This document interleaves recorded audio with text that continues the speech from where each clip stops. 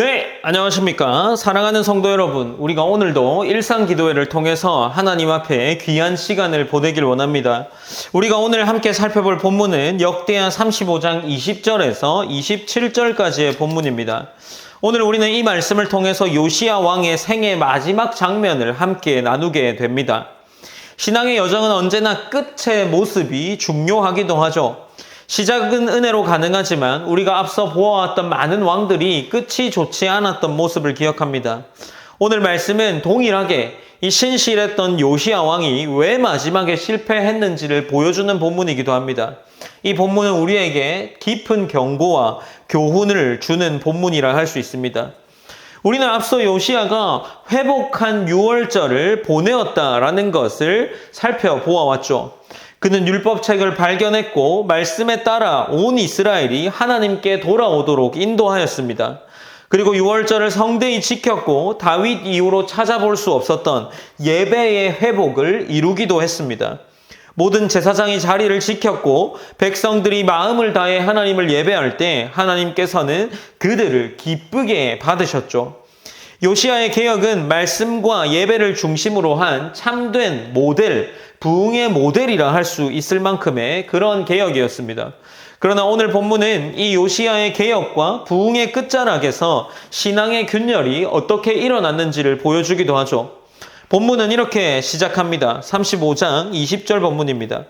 이 모든 일 후 곧 요시야가 성전을 정돈하기를 마친 후에 애굽 왕 느고가 유브라데 강가에 갈그미스를 치러 올라왔으므로 요시야가 나가서 방비하였더니라고 기록을 하고 있습니다. 이 모든 일은 무엇이겠습니까? 앞서 말했던 개혁과 예배 회복의 이후입니다. 그 가운데에 새로운 시험이 찾아오게 된 거죠. 애굽의 바로 느고가 유브라데 강가에 갈그미스로 전투를 하기 위해 올라옵니다. 요시야는 그런 그를 맞서서 싸우려고 하는 거죠. 그런데 여기서 놀라운 점은 느고가 요시야에게 이렇게 전하는 내용입니다. 오늘 본문 22절에 보면 이렇게 기록합니다. 21절입니다. 느고가 요시야에게 사신을 보내어 이르되 유다 왕이여 내가 그대와 무슨 관계가 있느냐 내가 오늘 그대를 치려는 것이 아니오 나와 더불어 싸우는 족속을 치려는 것이라 하나님이 나에게 명령하사 속히 하라 하셨은즉 하나님이 나와 함께 계시니 그대는 하나님을 거스르지 말라 그대를 멸하실까 하노라 하나 라고 기록을 하고 있는 겁니다. 이 21절 본문에서는 지금 이 느고가 요시야와 싸우려고 하는 건 줄 알고 요시야는 느고를 맞서려 왔지만 지금 느고가 요시야에게 말하고 있는 겁니다. 내가 싸우려고 하는 상대는 당신이 아니다. 하나님이 나와 함께 하시고 그렇게 하고 있으니 지금 너는 나와 싸울 필요가 없다라고 이야기합니다. 이 말은 단순한 외교적인 언사라고 할 수 있지만 본문 22절에 보면 요시야가 몸을 돌이켜 떠나기를 싫어하고 오히려 변장하고 그와 싸우고자 하여 다음입니다. 하나님의 입에서 나온 느고의 말을 듣지 아니하고 무깃도 골짜기에 이르러 싸울 때에 라고 기록을 하고 있습니다. 그러니까 지금 본문은 무엇이라고 이야기합니까? 이 느고가 요시야에게 사신을 보내어서 한 말이 하나님의 말씀이었다라는 겁니다. 그러나 이 요시야는 그것을 올바르게 분별하지 못했고 결국 요시야는 느고와의 전쟁에 개입하기로 한 겁니다. 요시야는 변장하고 싸우러 나갔다라고 하죠. 이 표현은 앞서 아합 왕이 변장하고 전쟁에 나갔다가 죽는 장면인 역대하 18장의 본문을 떠올리게 하기도 합니다. 요시야의 선택은 단순한 실수가 아니라 하나님이 보내어 주신 이 말을 하나님의 뜻보다 자신의 판단을 더 앞세운 결정인 것을 보여주기도 하죠. 여기서 변장하다라는 말은 자신의 정체를 감추다 혹은 다른 모습으로 행하다라는 의미인데 이는 곧 어떤 측면에서는 신앙적으로 하나님 앞에서 자신의 모습을 숨기는 것으로 이해할 수도 있습니다. 그는 한때 하나님의 말씀 앞에서 옷을 찢으며 회개했던 사람이지만 이제는 하나님의 말씀을 올바르게 분별하지 못한 채로 사람의 전쟁 속으로 들어가려 하는 겁니다.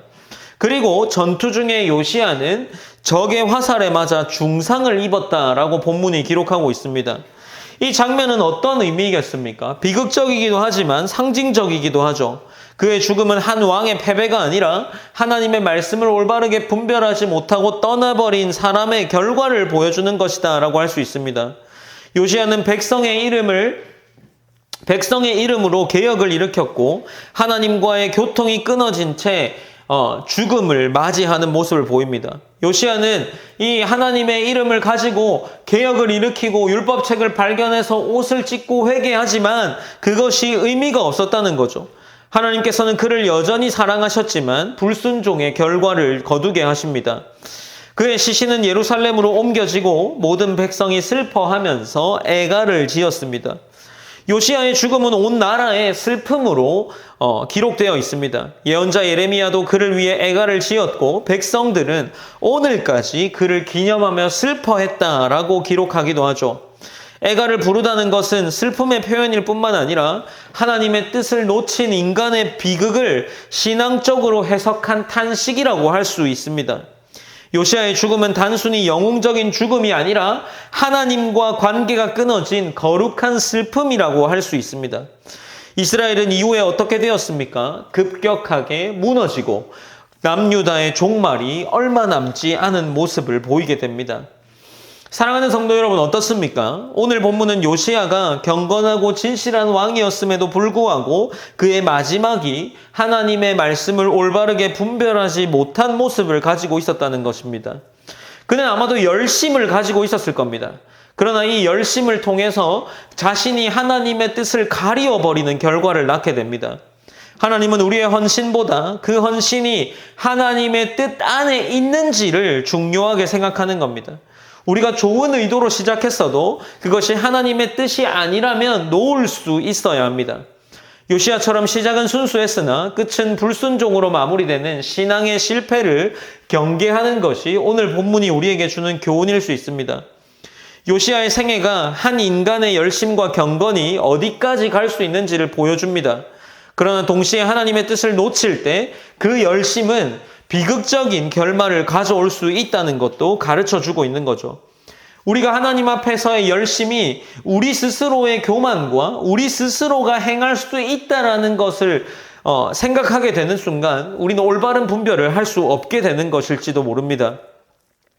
오늘 우리도 요시야처럼 은혜의 삶을 시작해서 살아가고 있지만 끝까지 우리가 요시야의 길로 분별하지 못하는 것이 아니라 분별의 길을 걷는 거룩한 구별된 성도의 삶을 살 수 있기를 기도했으면 좋겠습니다.